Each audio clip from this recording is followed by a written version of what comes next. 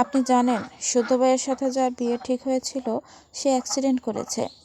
ওই আপুটার অবস্থা একটুও ভালো নয় শিশলা। মাইরার কথা শুনে ইরফান মাইরাকে ছেড়ে দেয়। অবাক হয়ে তাকায় মাইরার দিকে। মাইরার চোখজোড়া ভেজা, ভাঙা গলায় বলে, সামিয়া আপুর ওখানে নিয়ে যাবেন শিশলা? নিয়ে চলুন না। ইরফান ছোট্ট করে বলে, পরে নিয়ে যাব। কথাটা বলে গাড়ি স্টার্ট দেয়। মাইরা অসহায় চোখে তাকায়, তবুও স্বস্তির নিঃশ্বাস ফেলল। পরে আনবে বলেছে যখন তখন আনবে। আপনার পেশেন্টের অবস্থা ক্রিটিক্যাল, চাইলে দেখা করতে পারেন। ডক্টরের কথায় নাসিম দ্রুত মাথা তুলে তাকায়। সামিয়ার কথা মনে পড়তে সে দ্রুত পায়ে ওটি রুমের দিকে এগিয়ে যায়। ভেতরে গিয়ে দেখল সামিয়া মেয়েটি কেমন যেন ছটফট করছে। নাসিম ডোক গিলল। সামিয়ার মুখ দেখলে তার বারবার শুদ্ধর কথা মনে পড়ছে। সামিয়া এমন ছটফট করছে কেন? নাসিমের কেমন যেন ভয় লাগলো। সামিয়া তার লালিত চোখজোড়া মেলে নাসিমের দিকে চেয়ে কিছু বলতে চাইছে যেন। নাসিম দ্রুত পানে এগিয়ে এসে সামিয়ার পাশে দাঁড়ায়। সামিয়া বহু কষ্টে আদা আদা স্বরে বলে, ভাইয়া আপনার ঋণ। এটুকু বলে থেমে যায়। নিঃশ্বাস নিতে পারছে না মেয়েটি। নাসিম বোধহয় বুঝেছে সামিয়ার কথা। তার ভীষণ খারাপ লাগছে এই মিষ্টি মেয়েটার এমন অবস্থা দেখে। নাসিম মৃদু স্বরে বলে, আমি তো তোমাকে বলেছি এজ এ ফ্রেন্ড আমি তোমাকে হেল্প করেছি। তোমার কি কষ্ট হচ্ছে? কথাটা বলে নাসিম খেয়াল করলো সামিয়া হঠাৎই কেমন স্থির হয়ে যায়। নাসিম ভুরু কুঁচকালো, ডক্টরের দিকে তাকিয়ে বলে, ওকে কি কোনো ইঞ্জেকশন দিয়েছেন? ও শান্ত হয়ে গেল যে। আপনারাও ট্রিটমেন্ট করান প্লিজ। টাকা নিয়ে চিন্তা করবেন না, কেমন? ডক্টর সামিয়ার মুখের উপর কাপড় টেনে দিয়ে ব্যথিত স্বরে বলে, শি ইজ ডেড। কথাটা শুনতেই নাসিম বিস্ময় দৃষ্টিতে তাকায় ডক্টরের দিকে। দৃষ্টি ঘুরিয়ে সামিয়ার উপর টানা সাদা কাপড়টির উপর নজর বোলায়। তার চোখের সামনে ভেসে উঠল সামিয়া বেশ কিছুক্ষণ আগে তার সামনে 500 টাকা নোট বাড়িয়ে দিয়ে হেল্প চেয়েছিল, অথচ সেই মেয়েটা নিঃশ্বাস নিচ্ছে না। নাসিম কেমন নির্জীব চোখে চেয়ে রইল। খেয়াল করলো সামিয়ার বাঁ হাত বেড থেকে নেমে অনেকটা ঝুলে আছে। হাতের ফাঁকে থেকে একটা কাগজ পড়ে গেল। নাসিম নিচু হয়ে কাগজটি কুড়িয়ে নিল। কাপা হাতে 3টি ভাঁজ খুললে প্রথমে চোখে পড়ে, প্রিয় শুদ্ধ সাহেব। নাসিম চিঠিটায় চোখ বুলায়। পুরো লেখাটুকু পড়ে তার গলায় কাটা বিঁধল। কাগজটি বাস করে পকেটে রেখে দেয়। 2 হাতে তার মুখে হাত বোলায়। ঠিক কতক্ষণ যে এভাবে বসে থাকলো জানে না। সামিয়ার হাতটার দিকে চেয়ে থাকলো বেশ অনেকক্ষণ। এরপর কাপা হাতে সামিয়ার হাত ধরে ধরা গলায় বলে, তোমাকে ভালো বন্ধু হিসেবে পাওয়ার আক্ষেপ থেকে গেল সামিয়া। বাড়ি ফিরে মাইরা ইরফানকে অনেকক্ষণ থেকে বলছে সামিয়ার খবর নিতে। মেয়েটি কতগুলো ধমক খেয়েছে, আবার ইরফানকে বুঝিয়েছে। ইরফান অবশেষে মাইরার কথা ভেবে তার সব রাগ জেদ সরিয়ে রেখে নাসিমের নাম্বারে কল করে। ওপাশ থেকে নাসিমের ভারী গলা ভেসে আসে, ইরফান, মেয়েটি মারা গিয়েছে রে। নাসিমের কথাটা শুনে মাইরা ইরফান দুজনের দিকে বিস্ময় দৃষ্টিতে তাকায়। ইরফান ডোক গিলে বলে, হোয়াট? নাসিম কথা বলতে পারে না। মেয়েটি তার চোখের সামনে মারা গিয়েছে। এই তো আজকেই দেখা হলো মেয়েটির সাথে। নাসিম তাকে হয়তো কথার কথা বন্ধু বলেছিল, কিন্তু মেয়েটি থেকে গেলে তাদের মাঝে বন্ধুত্ব হতো না। মাইরা 2 হাতের মাঝে মুখ ঠেকিয়ে ফুঁপিয়ে ওঠে। ইরফান কল কেটে দ্রুত মাইরাকে আগলে নেয় তার সাথে। মৃদু স্বরে বলে, কাঁদছো কেন বাটফোলার? তুমি তো তাকে সেভাবে চিনতে না। মাইরা ফোঁপাতে ফোঁপাতে বলে, আমার অনেক ফ্রেন্ড হয়েছে শিশলা, কিন্তু এমন মেয়ের সাথে কখনো পরিচয় হয়নি যার বাবা মা নেই। সামিয়া আপুই একমাত্র ছিল, যার বাবা মা কেউই ছিল না। আমি জানি বাবা মা না থাকলে কিভাবে বড় হতে হয়। আমার তো সামিয়া আপুকে নিজের বোন মনে হতো। সামিয়া আপু হয়তো তার দুঃখ আমাদের বলেনি, কিন্তু আমি জানি সে অনেক দুঃখ নিয়ে বড় হয়েছে। আপুটা কোথায় হারিয়ে গেল? আমাদের খুব কষ্ট হচ্ছে। নাসিম সামিয়ার বাড়ির মানুষদের কোনোভাবে খোঁজ নিয়ে তাদের খবর দেয়া সামিয়ার ব্যাপারে। এরপর সে নিজেই সামিয়াকে নিয়ে অ্যাম্বুলেন্সে করে সামিয়াকে গ্রামে নিয়ে আসে। তখন সন্ধ্যা পেরিয়েছে। মাইরা ইরফানের সাথে এসেছে শুদ্ধদের বাড়িতে। সে মূলত সামিয়াকে দেখার জন্য এসেছে। মাইরা ভেতরে এসে ফারাহাকে দেখে অবাক হলো। ফারাহা এখানে জানতো না। এদিকে ফারাহা হঠাৎ মাইরাকে দেখে খানিকটা অবাক হয়। ফারাহা আর শুদ্ধ ভার্সিটি থেকে ফিরে ফ্রেশ হয়ে খেয়ে দিয়ে গ্রামের উদ্দেশ্যে রওনা দিয়েছিল। খুব বেশিক্ষণ হয়নি তারা এসে পৌঁছেছে। শুদ্ধ তাকে বাড়িতে রেখে কি যেন কাজে বেরিয়ে গিয়েছে, বলেছে ফিরতে একটু লেট হবে। ত্রিনা বেগম মাইরাকে দেখে অবাক হলো না। এই তো আধা ঘন্টাখানেক হবে সে সামিয়ার খবর পেয়েছে। গ্রামে আনা হয়েছে সামিয়াকে। গ্রামে যে কোনো খবর এমনিই ছড়িয়ে যায়। ত্রিনা বেগম মলিন মুখে মাইরার দিকে চেয়ে আছে। মাইরা এগিয়ে গিয়ে ত্রিনা বেগমকে জড়িয়ে ধরে ফুঁপিয়ে উঠে বলে, আম্মা জান, সামিয়া আপু। ভদ্রমহিলা মাইরাকে জড়িয়ে ধরে, চোখের কোণে পানি। তার পেটে ধরা একটি মেয়েও না থাকুক, কিন্তু 3টে মেয়ে ছিল তার, মাইরা, সামিয়া আর ফারা। এদের সাথে তিনি মেয়ের মতো করে সময় কাটিয়েছেন। কখনো ভাবিনি এরা তার মেয়ে নয়, কিন্তু সামিয়া মেয়েটাকে তিনি নিজের অজান্তে কষ্ট দিয়ে দিয়েছেন। আর আজ হঠাৎই সামিয়ার মৃত্যুর খবর মানুষটাকে কেমন যেন নির্জীব করে দিয়েছে। ত্রিনা বেগম মাইরাকে ছাড়িয়ে তার ঘরের দিকে যেতে যেতে বলেন, একটু দাঁড়া মা, গায়ে ভোরকা জড়িয়ে আসছি, এরপর সামিয়ার ওখানে যাব। মাইরা নাক টেনে সম্মতি দেয়। ইরফান এগিয়ে এসে মাইরার গালে হাত দিয়ে বলে, ডোন্ট ক্রাই বাটফ্লাওয়ার। মাইরা ভেজা চোখে ইরফানের দিকে চেয়ে রইল। ইরফান 2 হাতে মাইরার মুখ মুছে দিয়ে মৃদুস্বরে বলে, ইটস রোজ, তুমি কান্না অফ করো বাটফ্লাওয়ার। মাইরা নাক টানল। ফারাহা বোকা চোখে চেয়ে আছে মাইরার দিকে। তার শাশুড়িকে দেখেও ফারাহার অবাকের সীমা চূড়ায়। সে আসলে বুঝতে পারছে না কি হয়েছে। এগিয়ে এসে বলে, কি হয়েছে মাইরা? মাইরা ঘাড় বাঁকিয়ে ফারাহার দিকে চেয়ে বলে, এই গ্রামে আমার একটা আপু মারা গিয়েছে ফারা আপু। ফারাহা মন খারাপ করে বলে, ও। মাইরা ইরফানের উদ্দেশ্যে বলে, আপনি ঘরে যান, আমি আম্মাজানের সাথে আপুকে দেখতে যাব। ত্রিনা বেগম মাইরা আর ফারাহাকে নিয়ে সামিয়াদের বাড়ি এসেছেন। চারপাশে অনেক মানুষ। ত্রিনা বেগম এগিয়ে গিয়ে সামিয়ার খাটিয়ার পাশে বসে। আশেপাশে সামিয়ার বয়সী কিছু মেয়ে, সাথে সামিয়ার মামি মামা। শহরে যাদের বাড়িতে সামিয়া ছিল তার কাকা কাকি, সকলের চোখে পানি। সামিয়ার কাকার মেয়ে সীমা, যার সাথে সামিয়াই 1 বছর ছিল। মেয়েটি সবচেয়ে বেশি ভেঙে পড়েছে। সে এখন এই বাড়ি একা একা কী করে থাকবে? সামিয়ার দুটো দুঃখের কথা না শুনে তার দিন কিভাবে পার হবে? সে সামিয়াকে আর কথা শোনাবে না, বলবে না, সামিয়া তুই আর কত সেই বিয়েতে পুরুষ নিয়ে পড়ে থাকবি? সামিয়া তাকে পাল্টা জবাব দেবে না। আমি পারবো না রে। কথাগুলো ভেবে সীমার দলা পাকিয়ে কাঁদতে ইচ্ছে করল। ত্রিনা বেগম সামিয়ার মুখের উপর থেকে কাপড় সরিয়ে দেয়। চোখ থেকে কয়েক ফোঁটা পানি গড়িয়ে পড়ে। ডান হাত সামিয়ার কালে বুলিয়ে মৃদুস্বরে বলে, তোর এই খারাপ আম্মাটাকে ক্ষমা করিস মা। মাইরা আর ফারাহা পাশাপাশি দাঁড়িয়ে আছে। মাইরার চোখজোড়া ভেজা। ফারাহা আশপাশ থেকে দৃষ্টি নামিয়ে যখন মাথা নিচু করে তাকায়, সামিয়ার মুখটা চোখের সামনে ভেসে ওঠে। ফারাহা বিস্ময় চোখে তাকায়। সামিয়াকে সে ভুলে যায়নি। এটা তো সেই মেয়ে যার সাথে সদ্যর বিয়ে ঠিক করেছিল শুদ্ধের মা। ফারাহার এত খারাপ লাগলো মেয়েটার জন্য।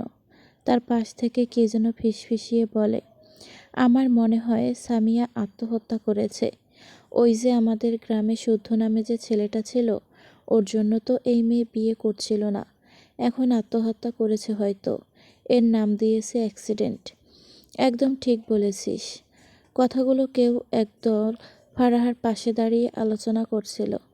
কথাগুলো শুনতে পেয়ে ফারাহার মাথা কেমন ঘুরে উঠল। সামিয়ার ফ্যাকাশে মুখটার দিকে কতক্ষণ চেয়ে থাকলো। তার কেমন রিয়াকশন দেওয়া উচিত সে বুঝতে পারছে না। মেয়েটি তার শুদ্ধর জন্য বিয়ে করতো না? শুদ্ধর জন্য কি কোনোভাবে এই অবস্থা? ফারাহার কেন যেন কষ্ট হলো। সে কি এই মেয়েটিকে অনেকটা কষ্ট দিয়ে দিয়েছে শুদ্ধর জীবনে এসে? কিন্তু সে আর শুদ্ধ একে অপরকে ভালোবাসে। তবুও ফারাহার চোখজোড়া ভিজল। মেয়েটি শুদ্ধর জন্য এত কষ্ট পেল কেন? শুদ্ধ তো তার স্বামী। ফারাহা মাইরাকে বলে, তার খারাপ লাগছে, তাই বাড়ি যাচ্ছে। এটুকু বলে দ্রুত জায়গাটা প্রস্থান করে। সে জানে না তার কেন এত খারাপ লাগছে। কিছু দূর গিয়ে দেখল শুদ্ধ তাদের বাড়ির সামনে দাঁড়িয়ে আছে। ফারাহা রাতের অন্ধকারে কোনো দিকে না তাকিয়ে শুদ্ধর দিকে দৌড় দিল।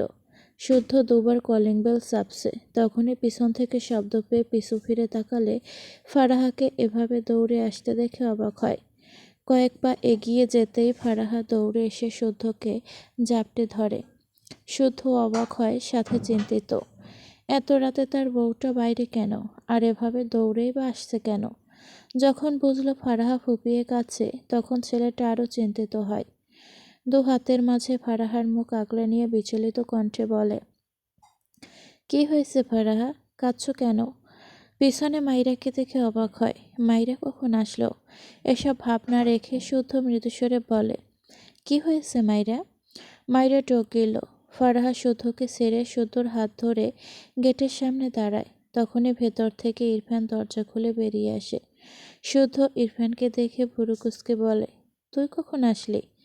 ইরফান বাইরে বেরোতে বেরোতে বলে, কিছুক্ষণ আগে। ফারাহা শুদ্ধর হাত ধরে টেনে ভেতরে নিয়ে যায়। শুদ্ধ ভীষণ অবাক হয় ফারাহার ব্যবহারে, কিন্তু কিছুই বলল না। ফারাহার পিছু পিছু গেল। ইরফান বাইরে বেরিয়ে এসে মাইরার সামনে দাঁড়িয়ে মৃদুস্বরে বলে, আরে ওকে? মাইরা নাক টেনে বলে, আপনি কোথায় যাচ্ছেন? মসজিদে যাচ্ছিলাম। মাইরা চুপ করে ইরফানের দিকে চেয়ে রইল। ইরফান মাইরাকে টেনে জড়িয়ে ধরে মৃদুস্বরে বলে, সরি বাটফ্লাওয়ার, আই নো তুমি ওই মেয়েটাকে দেখতে পাওনি বলে তোমার মন খারাপ লাগছে। আমি ভেবেছিলাম তোমাকে কিছুক্ষণ পর ওর সাথে মিট করাতে নিয়ে যাব, বাট। একটু থেমে মাইরার মুখ তার দুহাতের আজলাই নিয়ে মাইরার চোখের দিকে তাকিয়ে মৃদুস্বরে বলে, I am sorry little girl. মাইরা ভেজা চোখে ইরফানের দিকে চেয়ে বলে, নিয়তি বলে একটা কথা আছে জানেন শিশলা? আসলে সামিয়া আপুর হায়াত এই পর্যন্তই ছিল। সামিয়া আপুর নিয়তি এমনই ছিল। তার নিয়তিতে ছিল না আমি বা তার আপন কেউ তার পাশে থাকুক, তাই সে একা একাই তার বাবা মায়ের কাছে চলে গিয়েছে। ইরফান মাইরার কপালে চুমু আঁকে। মাইরা নাক টেনে বলে, সামিয়া আপু শুদ্ধ ভাইয়ের জন্য অনেক কষ্ট পেত শিশলা। আপনি জানেন, সামিয়া আপু শুদ্ধ ভাইয়ের জন্য আর কাউকে বিয়েও করেনি, এমনকি অনেকগুলো বিয়ে ভেঙে দিয়েছিল। ইরফান বিস্ময় দৃষ্টিতে তাকায় মাইরার দিকে, অতঃপর বলে, তুমি কিভাবে জানলে? মাইরা সেদিন সামিয়ার কাজিনদের শুনে নেওয়া কথাগুলো ইরফানকে বলল। ইরফান বলার মতো কিছু পায় না। সে একের পর এক অবাক হচ্ছে। এখানে কাকে দোষারোপ করবে? শুদ্ধ তো জানেই না সামিয়া তাকে ভালোবাসে। তাছাড়া শুদ্ধ ফারাহাকে ভালোবেসে নিজেই কত স্ট্রাগল করেছে তারা ফ্রেন্ডরা দেখেছে। মাঝখান থেকে সামিয়ার জন্য ভীষণ খারাপ লাগলো তার। মাইরা ইরফানের বুকে মাথা রেখে বলে, নামাজের পর আপুকে কবর দিবে, আপনি জানাজায় যাবেন শিশলা, প্লিজ। ইরফান মাইরার মাথায় চুমু এঁকে মৃদুস্বরে বলে, যাব বাটফ্লাওয়ার, আর কাঁদবে না, ওকে? ফারাহা ঘরে এসে সেই থেকে ফুপিয়ে কাঁদছে। শুদ্ধ অসহায় চোখে চেয়ে আছে ফারাহার দিকে। কি হয়েছে তার পাখিটার? সে তো ভালো, হাসি খুশি বউকে বাড়িতে রেখে গেল, বাড়ি এসে এমন করছে কেন? শুদ্ধ ফারাহাকে আগলে নিয়ে বলে, এই ফারাহা পাখি, কি হয়েছে বলো? আমি কি কোনো ভুল করেছি এজন্য কাঁদছ? ফারাহা ভেজা চোখে শুদ্ধর দিকে চেয়ে বলে, আমি তোমাকে অনেক ভালোবাসি। শুদ্ধ ফারাহাকে শক্ত করে জড়িয়ে নিয়ে বলে, আমি আমার ফারা পাখিকে অনেক ভালোবাসি তো। এভাবে কাঁদলে আমার কষ্ট হয় পাখি, কি হয়েছে বলো আমাকে? ফারাহা নিজেকে সামলে আবারও বলে, তুমি আমাকে ভালো না বাসলে আমি তোমাকে চাইতাম না। শুদ্ধ ফারাহার দিকে বেশ কিছুক্ষণ চেয়ে থাকলো। এরপর মৃদু হেসে বলে, আমি ভার্সিটি লাইফে কখনো তৃপ্তি করে ঘুমাতে পারিনি জানো, কারণ আমি জানতাম আমি তোমার বাবার স্ট্যাটাসে না যেতে পারলে তুমি অন্য কারোর বউ হবে। এই একটা ভাবনা আমার লাইফ থেকে ঘুম কেড়ে নিয়েছিল। একটু থেমে আবারও বলে, ইরফান বেশ ভালো স্টুডেন্ট ছিল, আমি খারাপ ছিলাম ঠিক তাও না, কিন্তু থাকে না প্রতিটা মানুষের একটা লিমিটেশন, আমারও লিমিটেশন ছিল। আমি টপার হতে পারতাম না। এভাবে চললে কিভাবে হবে? আমি ভার্সিটি লাইফে রাতে কখনো 5 ঘন্টাও ঘুমাইনি, প্রচুর পড়তাম। মাঝে মাঝে ইরফানেরা বাইক রাইডে যেত, আমি মেসে থেকে যেতাম, পড়তাম। না পড়লে ফারাহা পাখিকে কিভাবে পেতাম বলো? কম ঘুমানোর অভ্যাস হয়ে গিয়েছিল। কথাগুলো বলে আবারও থামল। এরপর ফারাহাকে ছেড়ে শার্টের বোতাম খুলতে খুলতে বলে, ফাইজ আমার বিজনেসে সাপোর্ট কখনো করেছিল জানো? আমি ভার্সিটির লেকচারার হওয়ার পর এর আগে আমাকে দেওয়া তার শর্ত ছিল, আমি এস্টাবলিশড হতে না পারলে তোমাকে অন্য কারোর সাথে বিয়ে দিয়ে দেওয়া হবে। ফারাহা অবাক হয়ে তাকায় শুদ্ধর দিকে। শুদ্ধ গায়ের শার্ট খুলে রেখে ফারাহার সামনে দাঁড়িয়ে বলে, ফাইজ ভাই হিসেবে তার জায়গায় ঠিক, আমার তার প্রতি কখনো অভিযোগ ছিল না, এখনও নেই। তুমি আমার নিয়তিতে ছিলে, আমি পেরেছি। ভীষণ, কিন্তু ভীষণ ভালোবেসেছিলাম তোমায়, অনেকটা স্ট্রাগলও করেছি। তোমাকে আমি ফ্রিতে পাইনি ফারাহা পাখি, তাই তোমাকে ভালোবাসার কোয়েশ্চেন আর কখনো এভাবে করবে না, আমি কষ্ট পাই। কথাটা বলে শুধু ফারাহার দিকে চেয়ে মৃদু হাসল। এরপর ওয়াশরুমে যেতে যেতে মিটিমিটি হেসে বলে, স্পেশাল আইসক্রিম এনেছি তোমার জন্য, খেয়ে বলবে কিন্তু কেমন। ফারাহা কিছুই বলল না, অবাক হয়ে শুদ্ধকে শুধু দেখল। পরদিন বিকেলে নাসিম আর তার মা এয়ারপোর্টে দাঁড়িয়ে আছে, আর ঘন্টাখানেক পর তাদের ফ্লাইট। নাসিম মূলত ইরফানের সাথে সব ঠিক করতে বাংলাদেশে এসেছিল, কিন্তু ঘটনাটা উল্টো হয়ে গেল। সে এক বন্ধুকে ফেরত পেতে এসেছিল, অথচ এখানে এসে আরও একজনকে বন্ধু হিসেবে না পাওয়ায় আফসোসের পাল্লা বাড়ল। বেশ কিছুক্ষণ পর মেয়ে কণ্ঠে নাসিম বাম দিকে ফিরে তাকায়। অন্তরাকে দেখে অবাক হলো না। গতকাল সে অন্তরাকে কল করেছিল। অনেকদিন পর অন্তরার সেই আগের নাম্বার খোলা পেয়ে কল করেছিল, টুকটাক কথা বলেছিল। এরপর এখানে আসতে বলে। অন্তরা এগিয়ে এসে নাসিমের মাকে সালাম দেয়, টুকটাক কথা বলে। এরপর নাসিমের মা খানিক দূরে গিয়ে বসলে নাসিম অন্তরার দিকে তাকায়। অন্তরা নিজেও তাকায় নাসিমের দিকে। দুজনেই কিছুটা বিব্রত বোধ করে। তাদের লাস্ট দেখা ছিল নাসিম অন্তরাকে বেশ কয়েকটা থাপ্পড় দিয়েছিল। নাসিম গলা ঝেড়ে বলে, থাপ্পড়ের জন্য সরি বলবো না, ওটা তোর প্রাপ্য ছিল, কাজটা ঠিক করিসনি। বারবিটল মারা যেতে পারত, যেখানে তার ক্রেডিট 50% থাকতো। আর বারবিটলের কিছু হলে ইরফান সত্যিই পাগল হয়ে রাস্তায় ঘুরত। তুই বারবিটলের কথা না ভাবলেও আমাদের ফ্রেন্ড ইরফানের কথাটা একবার ভাবতি। অন্তরা দীর্ঘশ্বাস ফেল, মৃদুস্বরে বলে, আমি তোদের কাছে অনেক খারাপ মেয়ে, তাই না? নাসিম অন্তরার দিকে চেয়ে বলে, খারাপ কাজ করে ভালো মেয়ের খেতাব কেউ পায়? অন্তরা মলিন হেসে বলে, ভালোবেসে তোর মতো মহান হতে অনেকেই পারে, কিন্তু ভালোবেসে খারাপ কজন হতে পারে?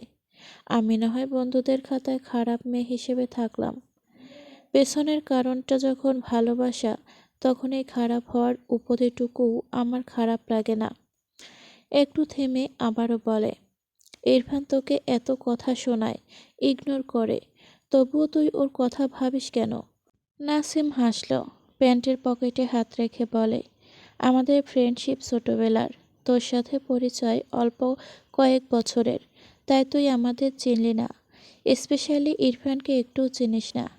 ইরফান বারবিটলের পিছে লাগার জন্য ওর আপন ফুফাতো ভাইকে হসপিটালের বেডে পাঠিয়েছিল 7 মাসের বেশি সময়ের জন্য।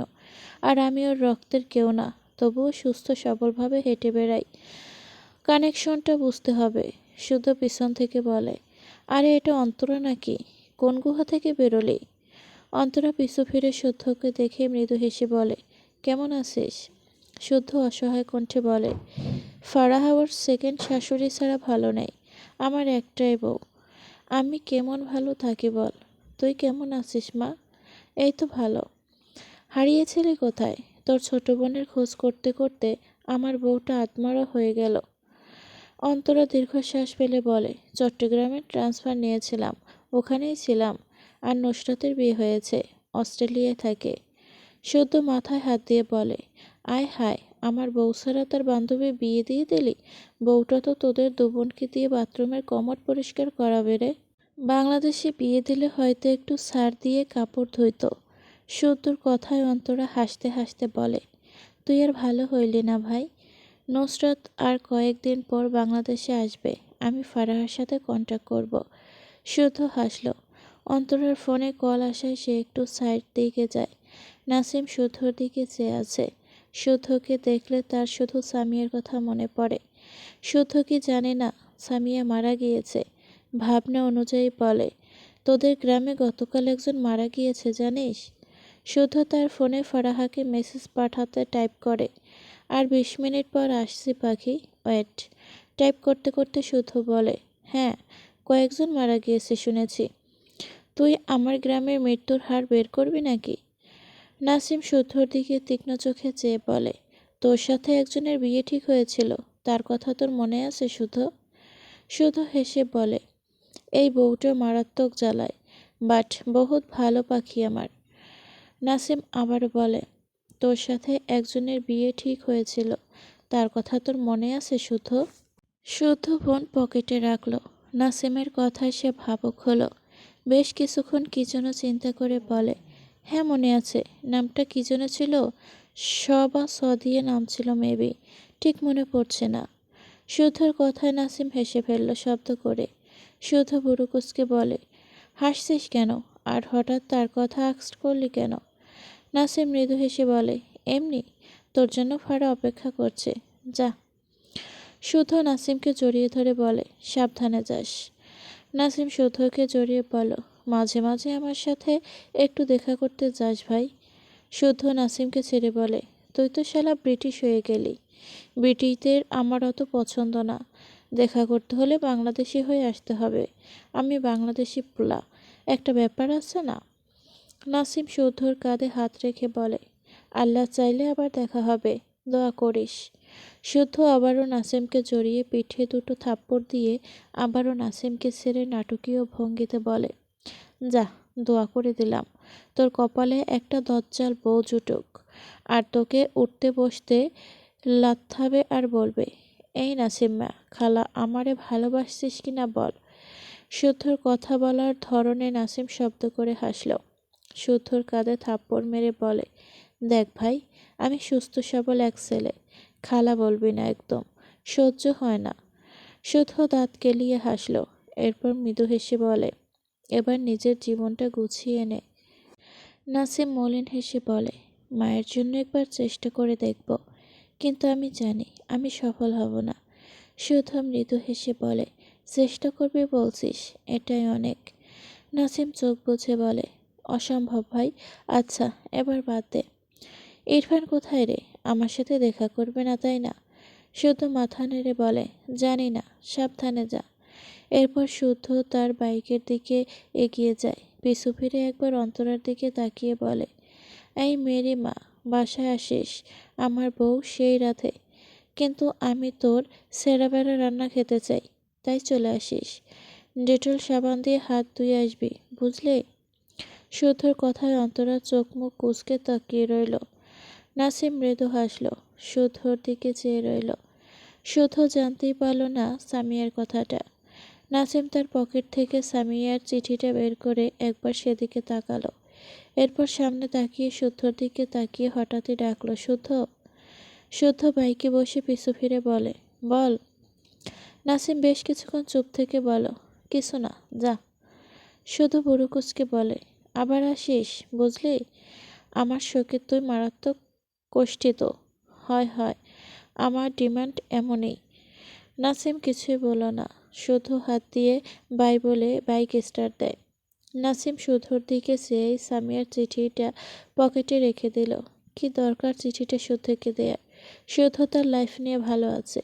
সবচেয়ে বড় কথা, ফারাহাকে পেতে ছেলেটা নিজেই কত কষ্ট করেছে, কষ্ট পেয়েছে, এখন ভালো আছে। সেখানে সামিয়ার এটুকু ব্যাপার শুদ্ধর লাইফ এন্ট্রি করানোর কি দরকার? ভালো থাকুক সকলে। তবে একটা কথা ভেবে নাসিমের সত্যি খারাপ লাগলো, যে মেয়েটা শুদ্ধর জন্য এত কষ্ট নিয়ে এই দুনিয়া থেকে বিদায় নিয়ে চলে গেল, সেই মেয়েটার ব্যাপারে শুধু কিচ্ছু জানে না, এমনকি নামটা পর্যন্ত ভুলে গিয়েছে। কিন্তু তাতে কি? এখানে তো শুদ্ধর দোষ নেই, বরং সে এক জীবনে ফারাহাকে ভালোবেসে কত কষ্ট করেছে, সেসবের সাক্ষী তারা ফ্রেন্ড, স্পেশালি সে আর ইরফান। ফাইজ এখানে মোটামুটি একটা ভিলেনি ক্যারেক্টার ছিল বলা যায়। তবে শুদ্ধ ফাইজের দিকে কখনো আঙুল তুলতে দেয়নি। সব সময় বলতো, ফাইজ একজন ভাই, ও ঠিক আছে, আমি ঠিক আমার ফারাহাকে আমার যোগ্যতা দিয়ে আমার ঘরে আনবো, তোরা শুধু দোয়া করিস। শুদ্ধর ভাগ্য ভালো ছিল, তাই সে কষ্ট করেছে যেমন, আল্লাহ তাকে দিয়েওছে তেমন। কিন্তু সে আর সামিয়ার নিয়তি একই রকম ছিল। নাসিম মলিন হেসে বিড়বিড় করে, তুমি আর আমি বানে ভেসে আসা অপ্রয়োজনীয় খড়কুটোর মতো সামিয়া, যাদের দিকে মানুষ ফিরেও তাকায় না। তবে তুমি তো মুক্তি পেয়ে গেলে, কিন্তু আমি পেলাম না মুক্তি। ইরফান মাইরাকে নিয়ে বাইরে বেরিয়েছিল। রাকিব তাকে কল করে জানায় নাসিম আবারও বিদেশ চলে যাচ্ছে। ইরফান কথাটা শুনে তখনই এয়ারপোর্টের উদ্দেশ্যে গাড়ি ঘোরায়। প্রায় মিনিট 10-এর মাঝে এয়ারপোর্টে এসে পৌঁছায় ইরফান। গাড়ি থামিয়ে ঘাড় বাঁকিয়ে মাইরার দিকে তাকিয়ে বলে, এখান থেকে বের হবে না, ওকে? মাইরা মাথা নাড়িয়ে বলে, আচ্ছা। ইরফান দুহাতের মাঝে মাইরার মুখটা নিয়ে মৃদুস্বরে বলে, বের হবে না এখান থেকে। তুমি গাড়ি থেকে বেরোলে আমি ভীষণ রেগে যাব। But I don't want this. মাইরা মৃদু হেসে বলে, বের হব না, সত্যি। আপনি এত ভয় পান কেন? ইরফান মাইরার মুখে দৃষ্টি বুলিয়ে মৃদুস্বরে বলে, তোমাকে হার্ট করতে ভয় পাই বাট ফলোয়ার। মাইরা কপাল চাপড়ে বলে, আপনি তো আমাকে হার্ট করেন না। ইরফান ছোট্ট করে বলে, করে ফেলি। কথাটা বলে মাইরাকে ছেড়ে গাড়ি থেকে বেরিয়ে যায়। যেতে যেতে আবারও গম্ভীর গলায় বলে, বাইরে বেরোলে পা কেটে গলায় ঝুলিয়ে দেব। মাইরা হতাশ হয়ে ইরফানের দিকে চেয়ে আছে। গ্লাস দিয়ে দৃষ্টি বাইরে দিল খানিকটা দূরে নাসিমকে দেখতে পায়। ইরফান সেদিকে এগোচ্ছে। মাইরা কিছুটা আন্দাজ করতে পারে হয়তো নাসিম আর ইরফানের মাঝে ঝামেলা চলে, কিন্তু কি নিয়ে এটা স্পষ্ট বুঝতে পারে না। আবার একটু একটু বুঝতেও পারে হয়তো। নাসিম উল্টো ঘুরে দুপা এগোলে পিছন থেকে ইরফানের কণ্ঠে নাসিমের পা থেমে যায়। দ্রুত পিছু ফিরে তাকায়। ইরফানের দৃষ্টি নরম। নাসিম জিভ দিয়ে ঠোঁট ভিজিয়ে উচ্চারণ করে, ইরফান তুই?